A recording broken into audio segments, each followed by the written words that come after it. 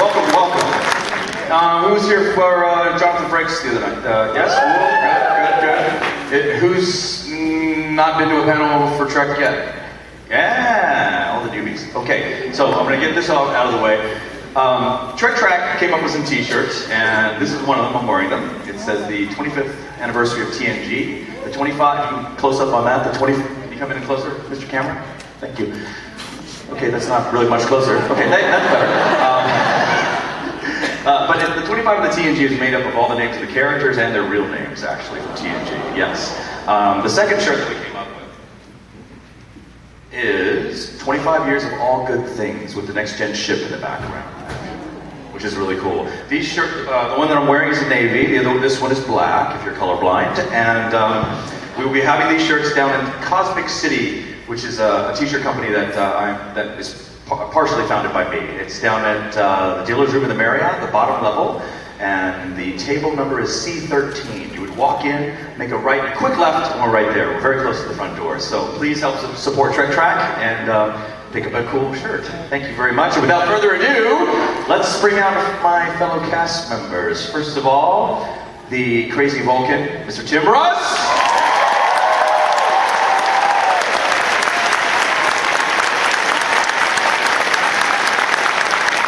Right here.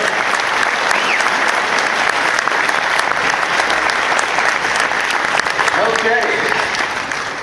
I don't think there's anyone else back there, so. All right, we'll go ahead and see. Mr. Picardo!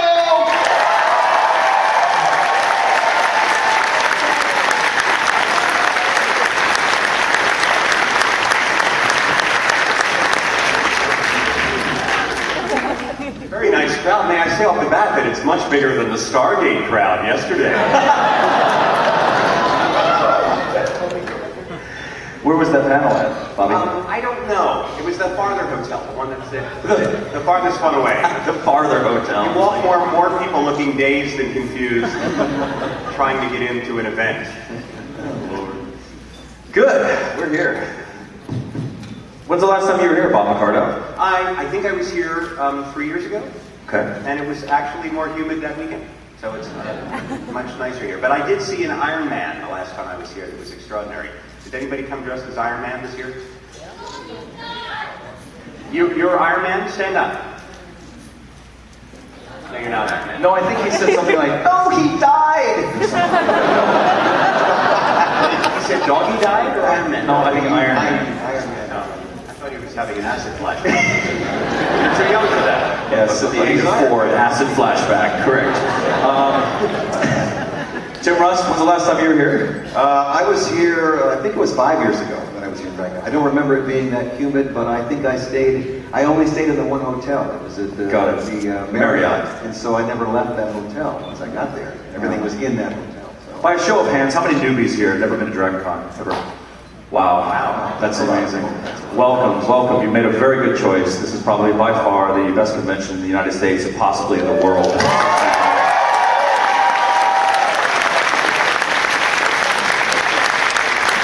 We love it. That's why I keep coming back every year. And if you want, we have a microphone up front, so if you want to line up, anybody wants to ask questions, just kind of get in the center area, just sit down, sit tight if you want to ask specific questions. Other than that, what would you like to talk about, gentlemen? Would you like to pitch anything that you're coming up with right now? Well, I don't know. You guys are supposed to ask, we can ask each other questions. I'd like Let's to ask, do that. let me ask Mr. Russ a question. No, I'm sorry. Oh, we have questions. We ran out of questions on that. Very good. Last year, Robert Duncan McNeil was here, and he was telling you, he was talking about you, Tim, a little bit. He was saying how big of a practical joker you are, or you were anyway. So my question is, what attracted you to the role of Tuvok, considering that's such a serious role? It wasn't a matter of me being attracted to the role. It was a matter of I had to go read for a part.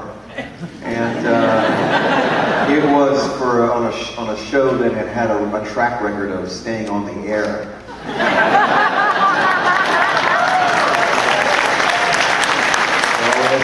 As an actor, you kind of look out for those things.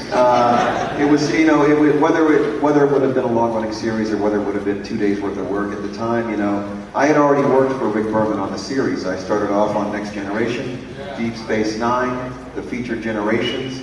By the time we got to Voyager, he was already asking me about the role and the part, you know, the 6 months beforehand. So, you know, the time came and I came in to read for it a couple of times, and it just turned out that I was right for the role physically, and I was aware of, you know, the history of the characters that I had to play, because it wasn't something that was a new alien character, it's somebody that had been established. And you know, all I thought was, this is a great opportunity as an actor, in terms of your career, to be able to get to establish yourself on a long-running series, and that was very, very important.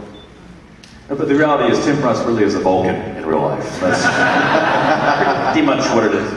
It's true. He went through the Pon Far in the Marriott lobby last night. Yes, indeed. Really, I don't know if you noticed they were hosing down the walls. 2 in the morning. There's a lot of people for the bonfire. Definitely. Thank you for the question. Next, please. I also have a question for Tim Russ. I was wondering, how did you feel about having such a serious role in Voyager as Tuvok? And then the most recent thing I've seen you in was iCarly as Principal Franklin. I'm just wondering how you went from Tuvok to getting into something at any point in time like Principal Franklin. Well, once again, they called me. Come and read for that part. I'm like, Principal Franklin, I'm there. What time is it? At the end of the day, it's very, very easy to play a character who does not show emotions. As an actor, you're trained to display a range of emotions in different circumstances, and I'm playing a character that does not have to do that. So it's actually easier to do that than it is to play a character who has to show a range of emotions.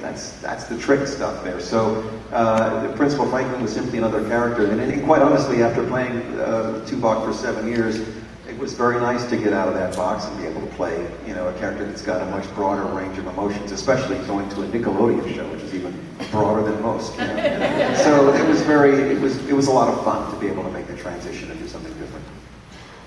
Thank you. You're welcome. Thank you. Question for Robert Picardo.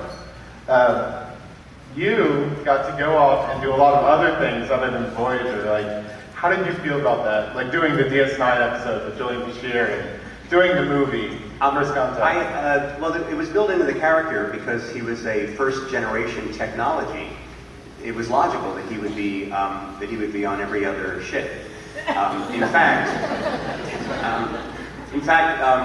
the reason that I ended up being in the movie, right? You never make a suggestion really to a Star Trek producer. You let them have the suggestion entirely on their own. What you do is you plant the seeds for them to have the suggestion. So I was walking out of Rick Berman's office, and I said to him, at the end of the Generations, I said, "You're doing the new movie.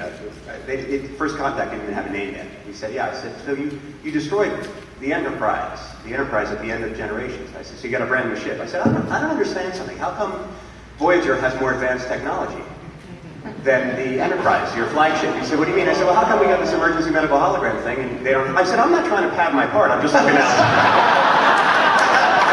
I'm looking out for your logic here." And he smiled at me and he went, he said, "First of all, why would they all look alike?" I said, "It's the first generation of it's like a popular screensaver. Of course they would all look alike." and so he said, "That's a very interesting idea." Okay, 2 weeks later I had dinner with Ron Moore and his then wife. And I say, "You and Brandon are writing the new movie." And he goes, "Yeah." I said, "You got a brand new..." I said, "I don't understand something." I did the whole thing again. He says, "That's a very interesting idea." A week later, Brandon Braga. "I was talking to Ron last week. You guys are writing the new movie." I said, I don't understand something. Same thing again. Jonathan Frakes calls me 3 weeks later in my in my trailer and says, "Thank you for helping me get the new movie to direct." I said, "What do you mean?" He said, "Well, they showed them the first Voyager episode I directed, Projections, which it's all about the Doctor, and that got me approved." I said, "That's very kind. I'm sure I had nothing to do with it. But I don't understand something." I did the whole thing with him, and he says, "That's a very interesting idea." 2 weeks later, Rick Berman calls me on the phone and says, "We decided to put the Doctor in the new movie." And I said, "That's a very interesting idea."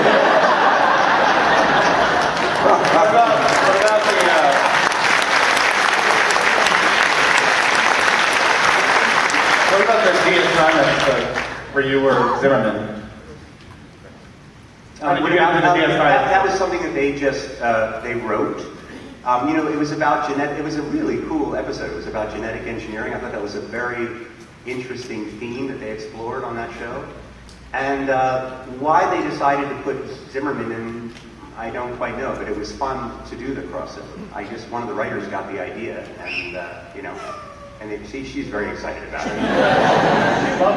She loved that episode. Anyway, it was a lot of fun to do it, and it's always cool when I got to play both the Doctor and his programmer at the same time because it just, was fun. Thank you. Thank you. We need to make a quick announcement.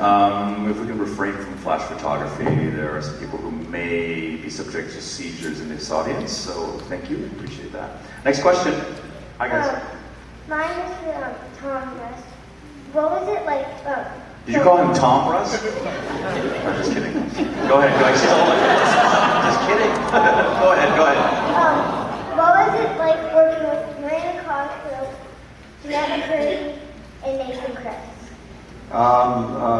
The three of them on iCarly were wonderful. They were very hardworking, very dedicated actors, and they were very professional in their attitude on the set, and they really, really had to work very hard. The producer and writer, Dan Schneider, is very, very meticulous, and he really drives them. So they were wonderful to work with. They got along with each other. I got along with them very well, and I really enjoy working with them a lot, actually. So I'm going to miss having those opportunities. It was a very fun show to work for. Thank you. Hi, Tim. Hello. I've seen you on Star Trek, and I'm Harley, and I always wanted to know, you were the funniest person on the show. How do you get, how are you such a good actor? You could be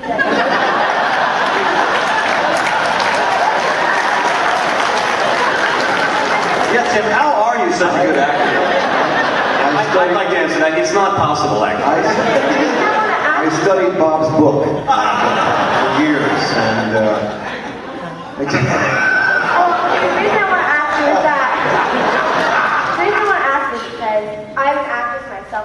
I've been in every school play I possibly can. very good, very cool. Well, it's a long process, So for some people, it's a sort of a natural thing that they might be born with. And for others, it's a long process of working and taking classes and workshops and things like that, and following instruction from teachers and directors, and just getting out there. And it is all make-believe. I mean, all this is make-believe. And we do it from the time we're kids. We don't want to. If you don't lose any of that as an adult, you can still do it as an adult. So we're making believe that we're pretending to be and play characters that that are written by someone else. That's what it is, putting on that mask. So We're just grown-up kids. that's all it is. Thank you very much. You're Yeah, quite this is my welcome. costume I told you about yesterday. Oh, is that you're wearing it now? Yeah, Wednesday costume. Oh, yeah. Nice. Good luck to you on your path as far as being an actress. Good luck. Take a picture. Thanks, and tell Miranda I said hi. All right. You got it.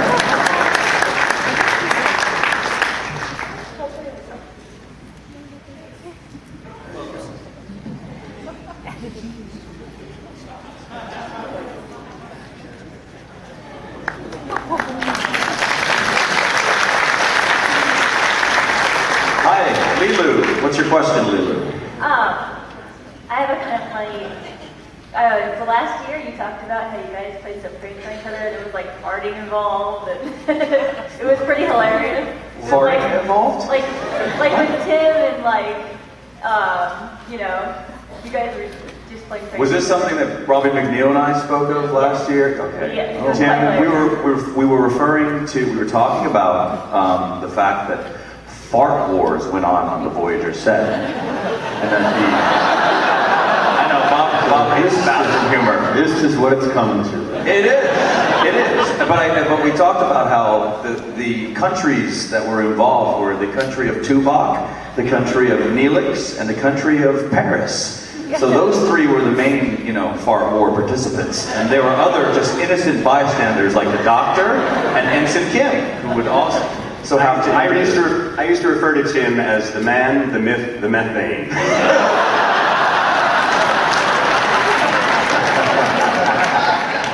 Yes, well, I had to defend myself. Defend? No. Tim, You were the tactical officer after all.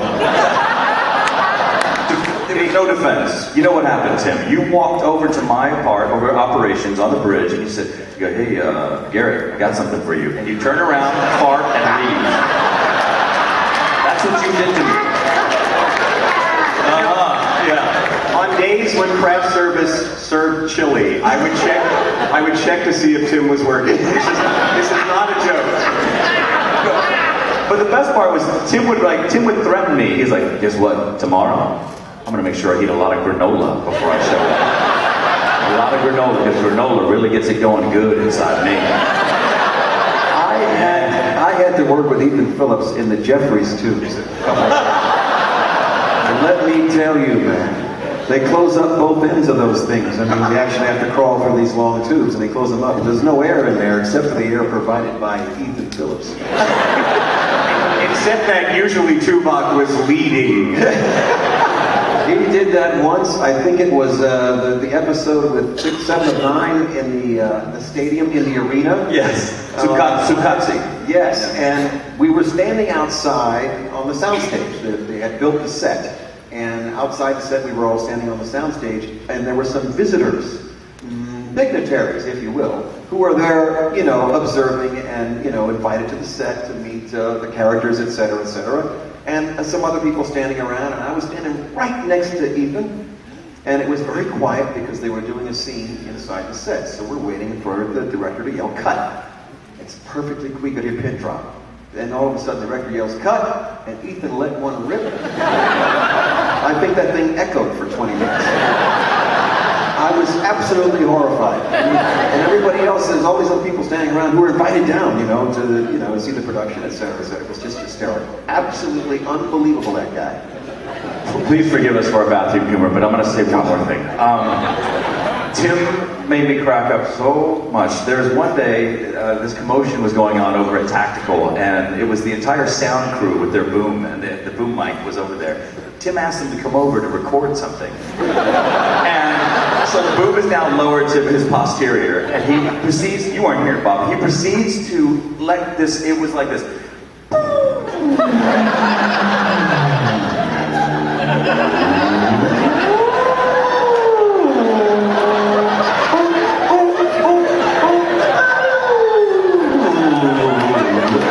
25 seconds, or maybe it was like a minute. Do you remember this? And after they finished, Tim is just on the floor laughing like a little school kid, like, I did good! And the sound man owns that microphone. He owns that and leases it to the production company. There had to be some detox going on after, huh? Yeah, it's disgusting. It was really disgusting. But do you remember that, Tim? It was funny, though. I had a good laugh. Hey, man, after 15 hours on that set, I need a laugh. That's true. We had to have some levity on that set. On the bridge, we call it bridge hell. Every time we were on the bridge, it was so tense, just strenuous and just stressful. Just a long day. Long day. So to cut it up, we literally cut it up. Yeah. Remember the people, we would come in and watch, the filming. They were invited to the set. This is the first time they're on the set, and they're all excited. And, they're watching us film the show. And, it's about 2.5 hours later, man, they're standing there going, geez, they said that line about 25 times now. Are they going to do anything else? I said, yep, that's it. Because it's a very long, tedious process. What you guys see is the finished product. It's tough. The process is long, let me tell you. Timmy, do you remember when Bob showed up on the set? When Bob got when the doctor got his mobile emitter, you guys remember that? So he comes onto the bridge, and I remember the beginning of the day, Bob was so excited to be there. He was like, hello everybody, hello, I'm on the bridge now, I'm free, my sick bay, and then by the end of the day, after take after take, Bob was like, what do you think of the bridge now? I don't like it very much anymore. I think I'll stay in sick bay. Now you know. He's right. I've had enough. I rarely got out of sick bay, and this was a brand new thing. And it was my first day. They'd been shooting on the bridge for 3 years, and I'd never had a scene there. So I was all excited. So excited. And it's true, by about 9 o'clock at night, I completely had enough. Yes, because there's like 5 or 6 of us on the bridge. We have to do the same scene from every conceivable angle, and it's like, it'll drive you crazy. Like stomping on the mobile emitter. I'm gonna break it. I'm going back to sleep. You know, the mobile emitter was like a piece of plastic with like a little phony, circuit board, and they could only afford one of them. One time, production stopped for an hour because they couldn't find it. So they wasted about $80,000 because they wouldn't make a second $200 mobile emitter. That's how dumb they were. Oh my God. And I think it was always funny when whenever we had it was an alien laboratory or some other stuff that we're supposed to be examining or dealing with, and they would bring out, the prop guy would bring out all these, these little instruments and pieces and things, and they were all, it was like $3,000 a piece for these things. And we would all sit there and argue about which one we wanted, because we were trying to get the coolest looking one with all the lights. And we literally spent it, so I want that one. What's got the, such and such, it's got to have the lights, it's got to light up, it's got to do this kind of thing. And at the end of the day, I think they gave me a tricorder once that had a picture of, Crow from MST 3000? So it was in the window of the tricorder. So I opened it up to see a picture of Crow. Thank you. Thank you for your question. You got it. Thank you. Okay, cool. Hey guys, we're going to take a quick little break because Bob Picardo would like to... I would like to auction something really quickly. This is one of my favorite episodes of Star Trek Real Life, where the Doctor had a holographic family. This is a set-used call sheet from January 27, 1997. Tim autographed it, I autographed it, Garrett will write his name on it. I'd like to auction it for Catholic charity really fast. It's called Together in Mission, and I'd like to auction it. It'll have 3 autographs on it. It's an actual artifact from the show. I had such an early call that the guy wrote, "Wow, Uncle Saul says that's really early, Bob," and drew a little stupid picture. But anyway, so I'd like to start the bidding at $60 for this. Do I hear 60? I have 60. Do I hear 70? It's only going to be one. They usually go for over 100 with one autograph. 100. I got 140. All right, thank you, sir. Do I hear 150? I got 200. 200. God bless you. I got 200. Do I hear 210? 275. 275? 275. All right. 275. Do I hear 300 even? 3? Did you say 3? I can't hear you. Or did you die on that? 300. I got 300. Do I hear 325? 325. Oh, God bless you guys. 325 for Catholic charge. Do I hear 350? I got 325 going once. What? 325 going twice. I've sold it for 325. Thank you, sir. Thank you.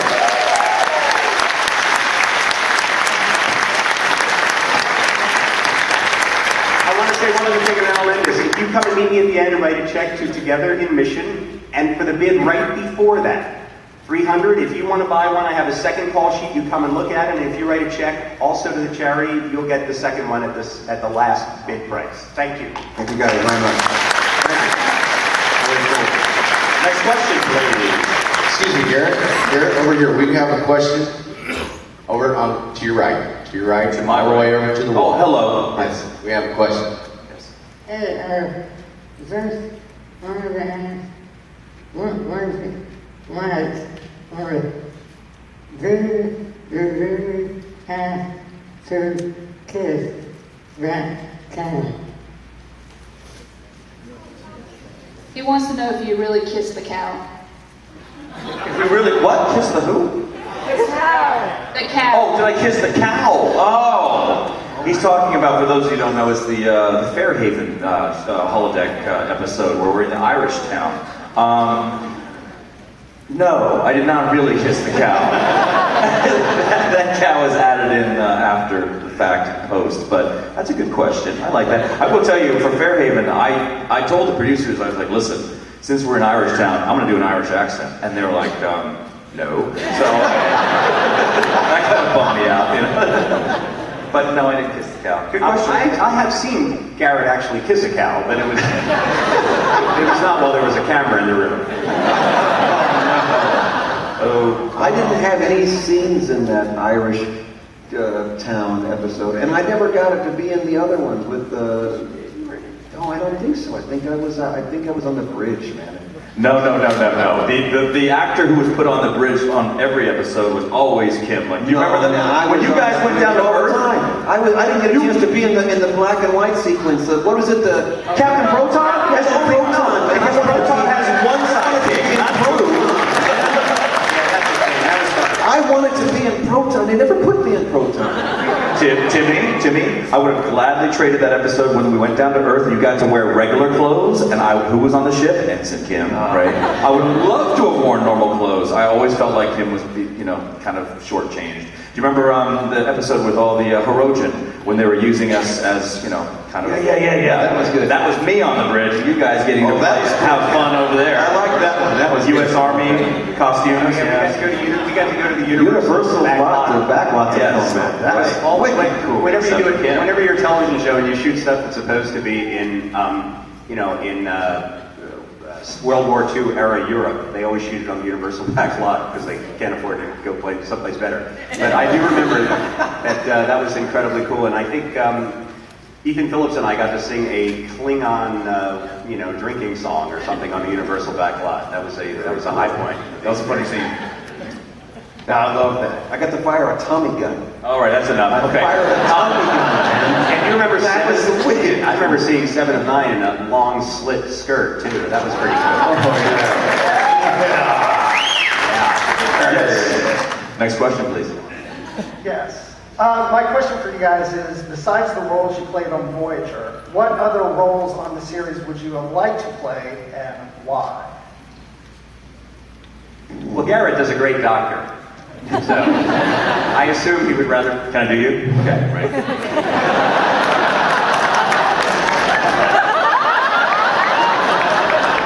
Just remember, Kes, anybody can stargaze on the bridge, but the real action happens in sick bay.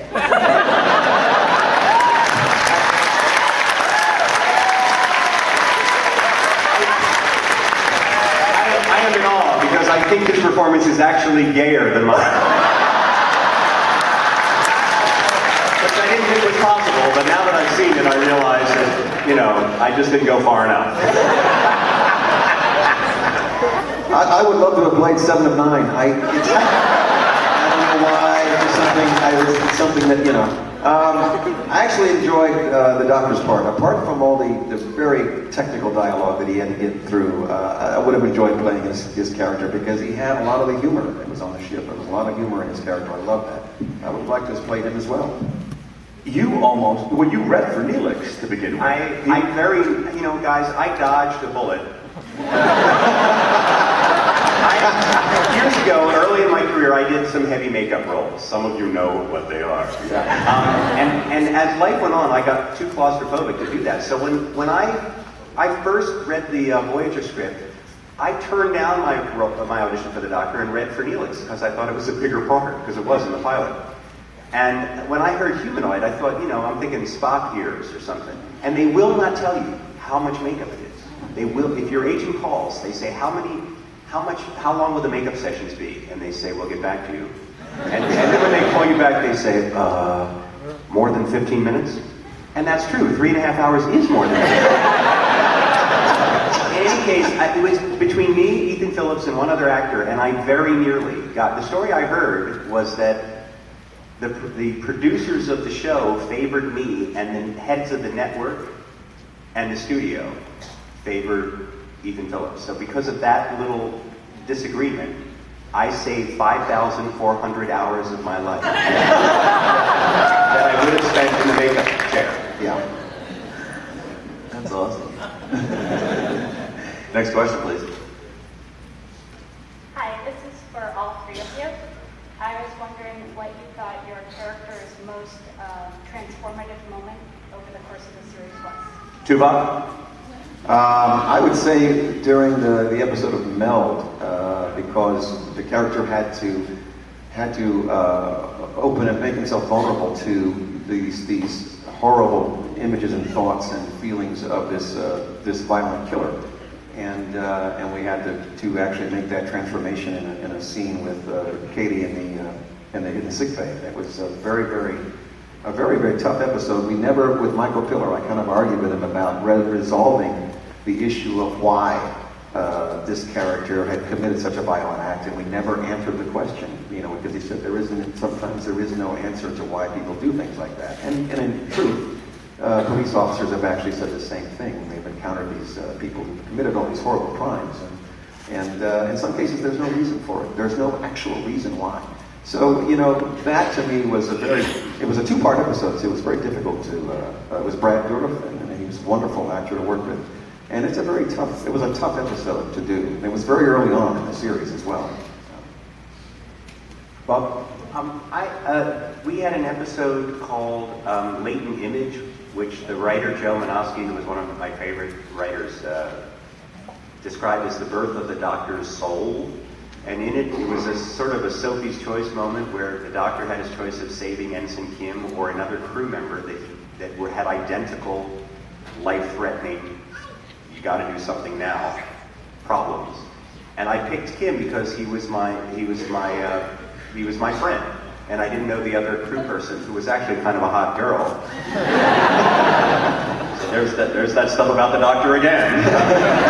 but I saved Kim's life, and then the Doctor cannot resolve the guilt of having made a choice that took away someone else's life. In other words, he thought that actually violated his Hippocratic oath by allowing his emotions to get in the way of the decision, even though he couldn't have saved both of them. So that was I thought dramatically that was my favorite episode that I had of the whole series.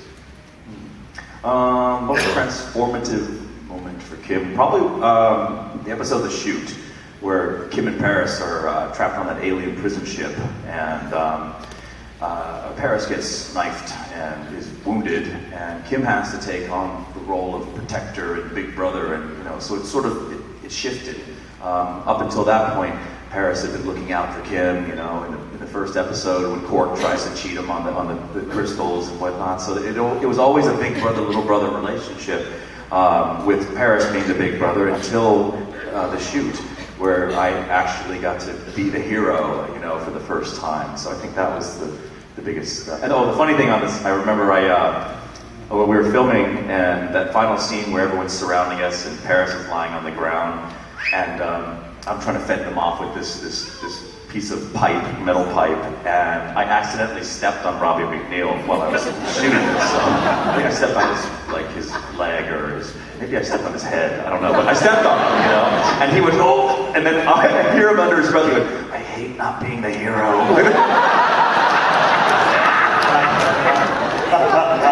So that was the Kim moment. Thank you. Great question, though. Next, please. Hi, Seven. Hi.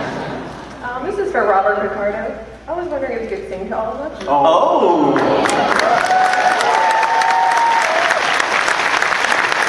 I'll sing to you. All right. Okay. You are my sunshine, my only sunshine. You make me happy when skies are gray. You'll never know, dear, how much I love you. Please don't take my sunshine away.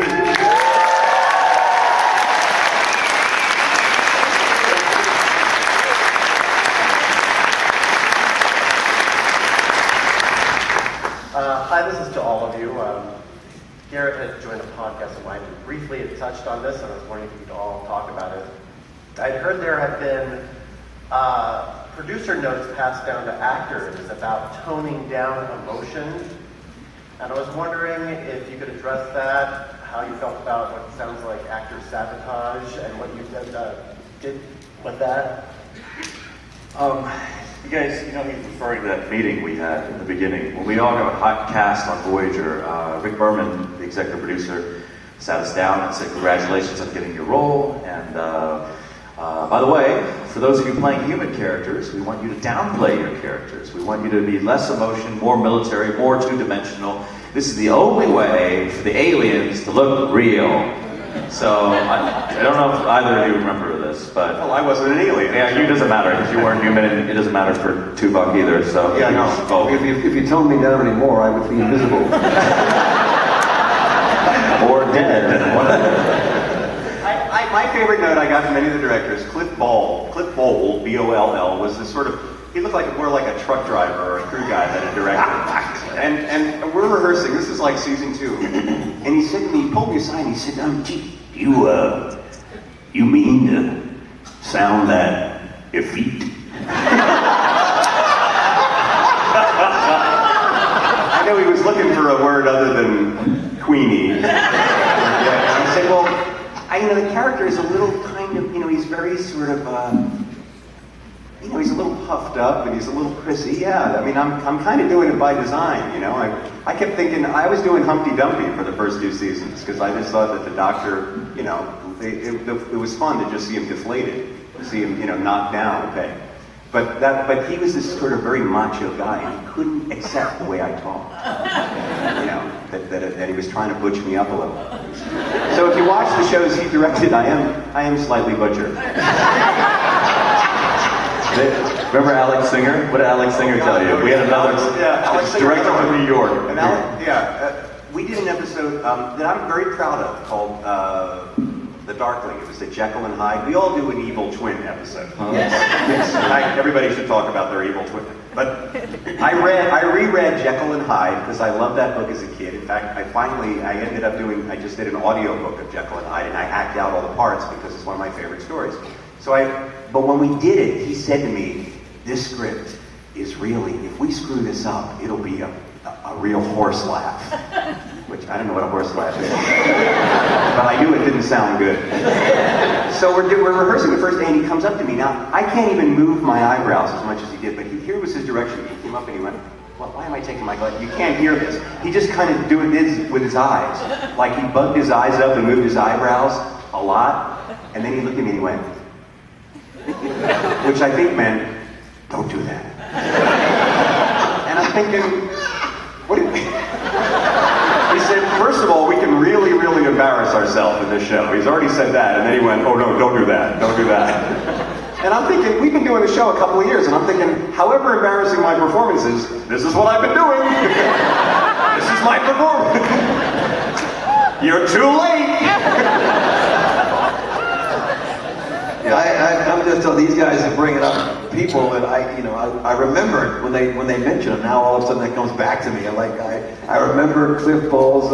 He was like sort of a cowboy. He had this little cowboy walk, and he'd come in and I just want to. You look off into space sometimes. You look up in the sky. And, I just he had a mullet. I'm just thinking about that. I don't know if I'm gonna. Yeah, he was just the strangest cat. Alex was pretty strange too. But all these. Did Alex give you notes? Did Alex give you any notes? No, I don't think I got any notes from Alex. Okay. And we had a lot of different directors come through this. Ensign Williams came in. He directed a couple of Ensign Briggs from Happy Days. He's on the call sheet right here for real life. There you go.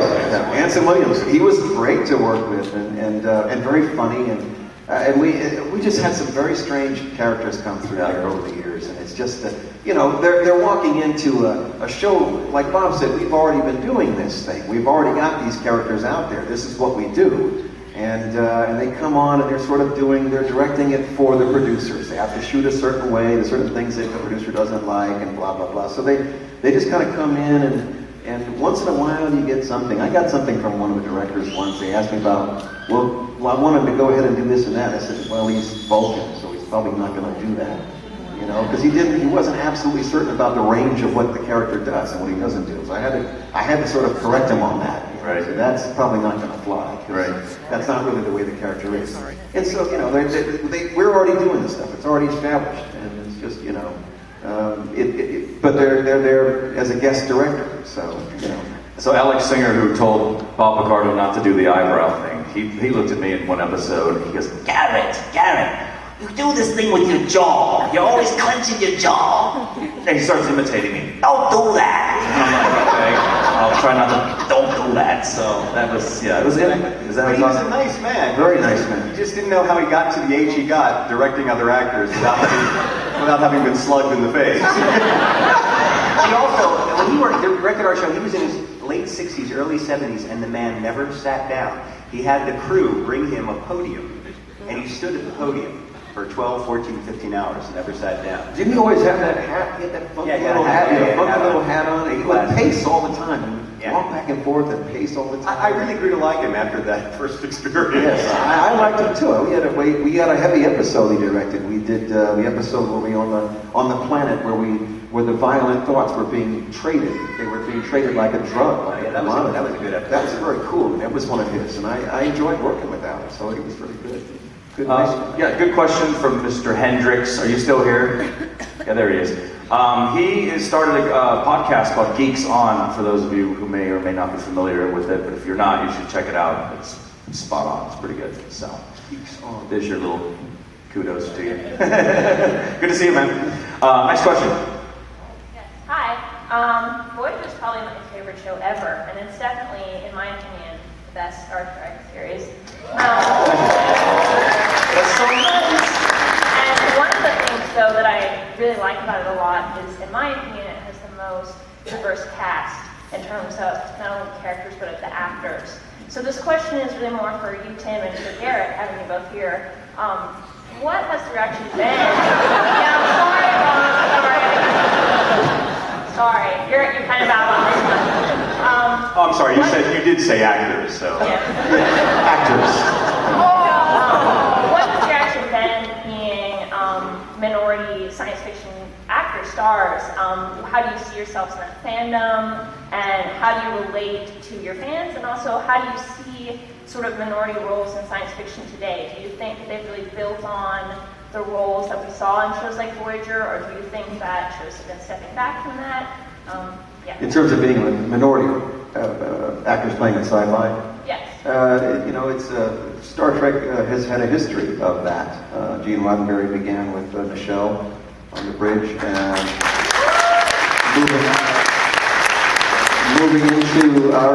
moving into Deep Space Nine with Avery Brooks as the captain, and then and further to Kate Mulgrew on our show also being the captain, and myself as a Vulcan character. And it was funny because people would always ask me, some of the fans would go, well, would they have a black Vulcan on the planet Vulcan? I said, well, Christ, he's got 2 sons, dude. Have you noticed what people look like around the equator of this planet? Yeah, of course. Not everybody on Earth looks the same, from one corner to the other. So why, of course, wouldn't that be the same on Vulcan? So, at the end of the day, it was a continuation of what Gene Roddenberry laid down in terms of breaking, stretching the envelope and breaking the norm. And it's a science fiction story. It takes place a century or 2 ahead of us. So, who knows what that will be like in reality when the time comes. It's to me, it just goes with the territory, I think it's amazing that the original series really had the first non-stereotypical role for an African-American woman and the first non-stereotypical role for an Asian-American guy. Because growing up as a kid, all I saw Hop sing a bonanza. Oh, Mr. Cartwright, let me cook your food. Okay. Wash your clothes. Okay. And then I saw Courtship of Eddie's father, the woman on there, again, heavy accent. But George Takei was the first guy that didn't have an accent. That's right. There he was, sitting there. Yeah, without one accent, right? Not even a hint of it. And also a nice resonant voice. Whoop 8, whoop 9. So for me, it was like, wow, this is amazing, finally. When I got on the show, one of the things I told the producers, I said, listen, growing up in Memphis, Tennessee, I got a lot of flack for being Asian, just on a daily basis. And I told them, I said, I don't want anything stereotypical about this character. I want people to watch Voyager and say, okay, he's a Starfleet officer first, secondary, he's Asian. Okay, that's what I wanted everyone to get that image. So I told them, do not have me going into the mess hall and ordering, from the replicator, bowl of noodles. I don't want to do that. I don't need a bowl of fried rice. Okay, I don't want to do that. 5 egg rolls and some sweet and sour sauce. I didn't want to do that. Okay, so I told them, Kim's going to eat non-Asian food and then be cognizant of my concern about that. And actually, there was an episode where I was down on a planet where I didn't have to wear my Starfleet uniform, and they were giving me a top that was actually worn by Picardo in an episode of Next Generation, and it kind of crossed over, so it almost looked like an Asian kind of top. And they brought that to my trailer and said, "Is this offensive, to you? Are you okay with this?" And I was like, "Get that out of my..." No, I didn't say that. They said, but by the way, Picard wore this. Like, oh, okay, it's okay then. Well, you didn't have to. What? Yeah, I was going to say, Bob you're speaking of Asian noodles, well, you didn't have to eat the food that we had to eat in the yeah. mess hall. We had food that, I was amazed at what you never know what was going to happen from episode to I episode. dodged a lot of bullets being a hologram. You did. They bring you some Lucky plates dog. of stuff, man, that you're looking at Whenever going, you I have got to to eat that. in television, you have to eat the stuff so many times that usually people are spitting it out.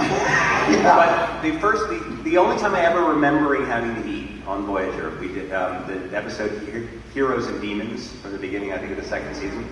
There was a scene where the doctor's on the holodeck and he eats for the first time, and they gave me a leg of lamb. Now, this leg of lamb, I'm eating it like a turkey drumstick. And it was made at Gelson's, is a very nice kind of a high-end, grocery store now. So the leg of lamb was delicious. And I thought, it won't be so bad to eat it when I saw it on the call sheet that it was 7:30 in the morning.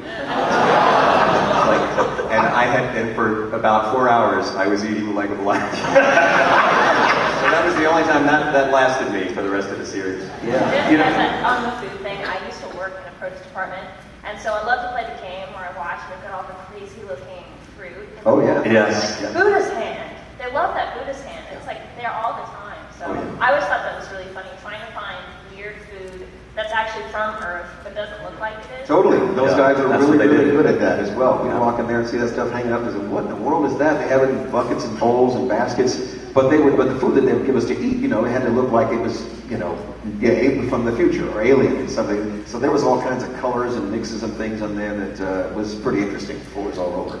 I'd like to relate a little quick story about, we were about to go on location to film, and I think it was in Lone Pine. It was maybe an hour outside of Los Angeles, and it's a very, very, very conservative, almost all Caucasian town. And so with the memo that came to my trailer, Tim Russ's trailer, and Robert Beltran's trailer, the three non-Caucasian guys, right?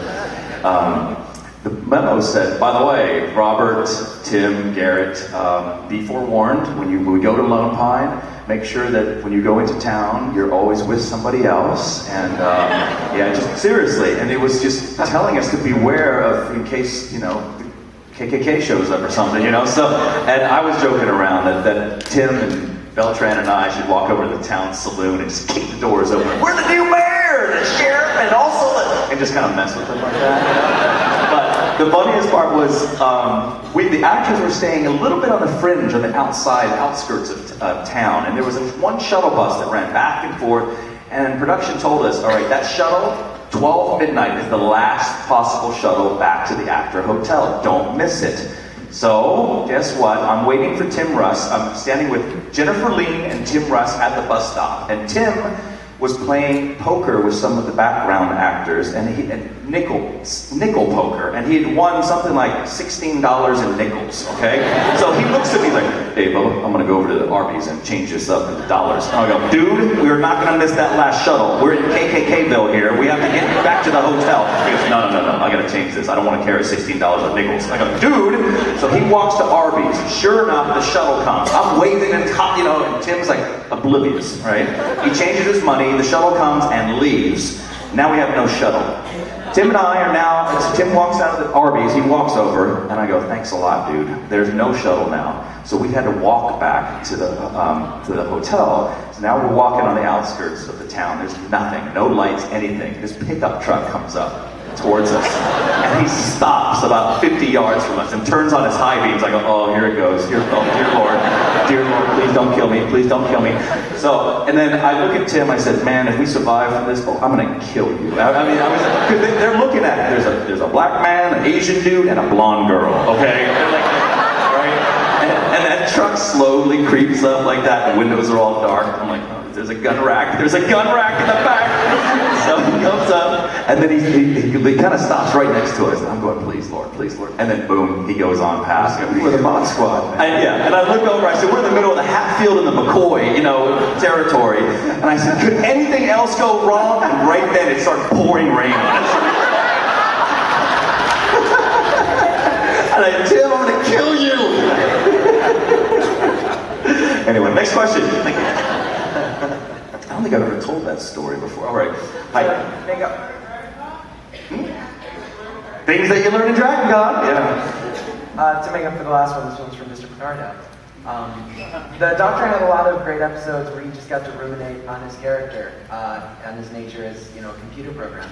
Was there anything you did when playing him to play him as, not a living being, as a program? Well, I mean, when we started early on, I wanted to make him, I wanted to have a certain amount of artifice to it, but I was also very aware of trying not to copy Brent Spiner because he was such a popular character. But I did exaggerate my posture. I stood as upright as I could, threw my shoulders back, and I did a little bit of the way, a little bit of the movement I thought was slightly artificial, and certainly the way that I spoke, so that I would have some place to go to in the future as he became more human. So I was conscious of trying to build a little more artifice in early on. My favorite thing about the character, I don't really remember deciding to do it. It was more an adjustment to these long speeches they would give me, all this exposition. But when the Doctor got excited about what he was talking about, even if it was medical, if he was interested in whatever the problem he was dealing with, I spoke very quickly and very breathlessly.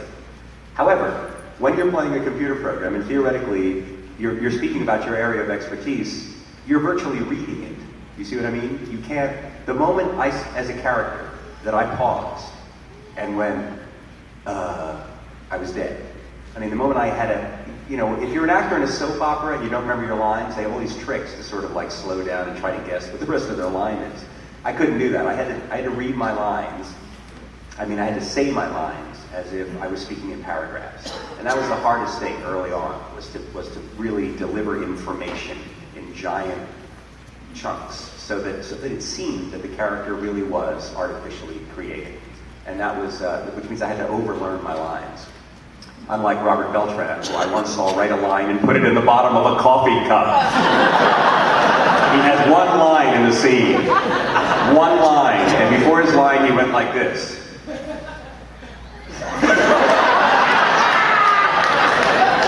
then he said his line. And many times he would still get that wrong.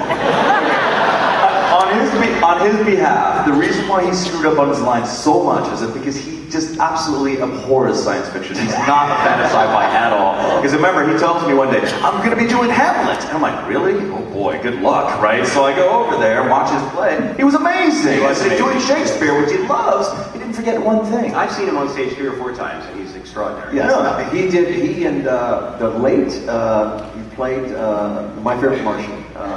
Ray Walston. Ray Walston. We were in the briefing room doing a very long scene this day. It was an entire day. It was 9 pages of the briefing room, which is like being in hell. Because the briefing room is very, very difficult to shoot. Nobody gets up, nobody moves. It's like a static set. And sure enough, and you have to cover it 6 ways to Sunday. And Ray Walston was having a very difficult time with his lines. Because he had so many of them, and they had made so many changes, and we had to, at one time, bring out cue cards and things, and there was a break, there was a cut, and there was a relight or something while we were all sitting there, and Robert Beltran just spills a line from Hamlet. Ray Walston answers the line, and then Beltran answers the line after that, and they went back and forth for about 2 or 3 minutes. The entire crew was just watching them do this exchange between the two of them from Hamlet. It was perfect word for word. After having such difficulty getting through all that dialogue, they just spouted that stuff off like that. And you're right, Bob was, he enjoyed doing that a lot. We were on the bridge, Bob, a lot more than, we were there all the time. So it was like sometimes pulling teeth to get it. Just 2 lines out. No, even just a word, man. Like I remember he had to say subspace beacon, and he kept saying subspace bacon. And we were like, Beltran, it's beacon. He's like, yeah, I got it. Anyway, subspace bacon. 17 takes later. Thank you. At a previous con, he spoke about how at one point he refused to continue shooting until someone explained to him what a tetryon was. Yeah. Would not be surprised. We have the last question here before we... Yeah, this will be the last question. Yep. Sorry, guys. This is a follow-up kind of the transformative question that was asked earlier. And that's in terms of you guys being actors. When you get cast on a Star Trek, you're like, awesome, 7-year paycheck, and the possibility to do my craft where characters can develop over time. Sure. With that being said, was there a time, because my feeling is that the second half of the season, Garrett and Tim, your characters kind of fell by the wayside, and the first half of the season, Robert, you were kind of given the shaft in terms of character development compared to the last half. Was there a point in time where you kind of felt that conflict of 7-year paycheck versus my need to do my craft as an actor on the show? Well, in the very beginning, we would get our scripts and we would go through and we'd say, oh, my line, my scene, my line. Oh, that's great. And then by the end of it, we're going, oh crap, I got a line. Crap, I got a scene. Oh crap. Oh, wait a minute. Oh, it's a Bob Picardo show. Great. That means I only have to work one day.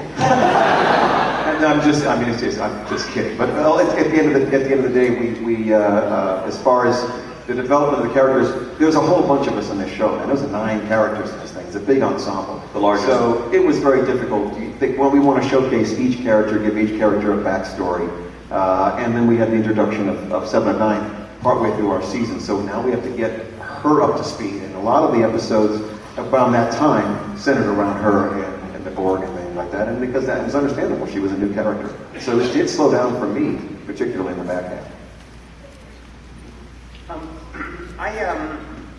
Listen, I was delighted because the character started with nothing. By definition, he had the best arc of any other character on the show. He got to change the most, so I really had no complaints. I mean, there were some seasons other than others when I thought, I had more of a variety of things to do, more fun things to do, but overall the whole experience was just, was a hoot.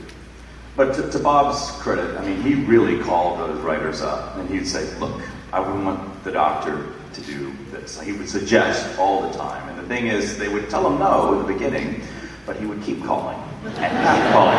Hello, Bob here. I think the Doctor should sing Italian opera. They're like, no, Bob. Tuesday. Hello, Bob again. Fast forward 2 weeks, a month later, 2 months later. Hello, Italian opera. And then finally said, you know what, Bob? Fine. You're gonna sing Italian opera. Now shut up. Click It's like not that. exactly how it happened. Well, I'm telling you, you were persistent though. Brandon Braga does do an impression coming out to get a cigarette, and I jump out of the bush going, Brandon, I was thinking, Bob's character, that was the first of his type of character on the series. So at the end of the day, that's, he's playing almost like an alien character for the first time being established. Ethan Phillips would have been an example as well, because they haven't been established before as characters, as type of character. So you've got 1.5 miles, like you said, of things that are possibilities to flesh this character out. Whereas my character has already been established, so the storylines have to be sort of consistent with, the species that you know. So. Definitely. Thank you so much, everybody, for coming.